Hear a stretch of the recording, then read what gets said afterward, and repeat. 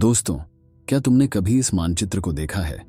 यह वही पृथ्वी थी 200 मिलियन साल पहले, पैंगिया, जो केवल एक सुपरमहाद्वीप था जो धरती पर फट गया। दोस्तों, कैसा होगा अगर एक दिन महाद्वीप फिर से एक बड़ा माटी का महाद्वीप बन जाए और तुम नॉर्थ अमेरिका से अफ्रीका तक घूम सको? यह कैसा होगा? और यहां है, अगर महाद्वीपों का एक हो जाए तो क्या होगा? क्या तुम जानते हो, नीचे वाली जमीन वास्तव में अब भी हिल रही है? दोस्तों, यह इसलिए क्योंकि सभी महाद्वीप टेक्टोनिक प्लेट्स पर हैं, जो पृथ्वी की सतह के टुकड़े हैं। प्लेट्स मल्टन रॉक पर तैर रही हैं, उसी गति से जिससे तुम्हारे नाखून बढ़ते हैं। थोड़ा धीमा लग सकता है, लेकिन सैकड़ों मिलियन वर्षों में यह जोड़ लिया जाता है। पृथ्वी की 4.5 बिलियन साल के इतिहास में हमारे महाद्वीपों ने अपनी उपस्थिति कई बार बदल दी है। कभी मिलकर एक दूसरे से टकराए और कभी टूट गए। दोस्तों, अभी वह धीरे धीरे एक दूसरे की ओर बढ़ रहे हैं। कैसा होगा अगर एक दिन वह अचानक गति बढ़ा लें और फिर से एक सुपरमहाद्वीप में टकरा जाएं? क्या तुम उठोगे और पाओगे खुद को मैक्सिकन बॉर्डर पर? दुनिया का लुक बिल्कुल अलग होगा जो तुम अभी देखते हो। अगर प्लेट्स ऐसे ही टकराए जैसे अभी मूव कर रहे हैं, तो ऑस्ट्रेलिया से एशिया की फ्लाइट कभी सस्ती नहीं होगी, क्योंकि ऑस्ट्रेलिया जापान, कोरिया और चीन के साथ टकराएगा। दोनों महाद्वीपों को अटलांटिक ओशन नहीं बांटेगा।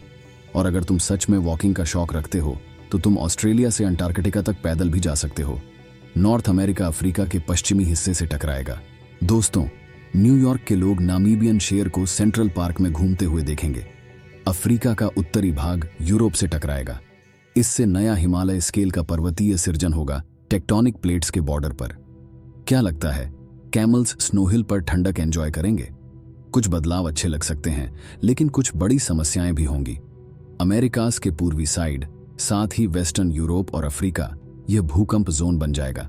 इसके अलावा यह क्षेत्र न्यूली फॉर्म्ड ज्वालामुखियों के फटने से तबाही का सामना करेगा। अपलाचियंस के हरित तट बर्फ से ढंके पर्वतों में बदल जाएंगे और राख और लावा छोड़ेंगे। यह न्यू पैंगिया मुख्यतः शुष्क और गर्म होगा, क्योंकि बारिश के बादल मॉइस्चर खो देंगे। दोस्तों, यह सुपर महाद्वीप इक्वेटर पर होगा। अद्भुत वन्य जीवन कम विविध हो जाएगा, क्योंकि सभी प्रजातियां उच्च तापमान सहन नहीं कर सकती। लेकिन जैसा कि सबसे हाल के कंटिनेंटल मैशअप ने दिखाया, यह रियूनियन हमेशा के लिए नहीं रहेगा। ज्यादा नहीं, 50 मिलियन साल तक। Volcanic eruptions large amounts of lava और गैस फैलाएंगे। इक्वेशन में डेवास्टेटिंग अर्थक्वेक्स को जोड़ो और देखो, ये डेंजरस रीजन्स खुद को अलग करने लगेंगे। गर्म करंट्स के नीचे हिलने से ये सुपर महाद्वीप अंत में ब्रेक अपार्ट होकर छोटे महाद्वीपों बन जाएंगे अपने अपने रास्ते पर चलने के लिए। दोस्तों, अगर ऑस्ट्रेलिया के साथ बॉर्डरिंग कूल लगता है तो बैड लक, यह जल्दी नहीं देखने को मिलेगा। लेकिन तुम हमेशा कल्पना कर सकते हो कि दुनिया कैसी दिखेगी अगर जायंट कंटिनेंटल पजल पीसेस एक हो जाएं।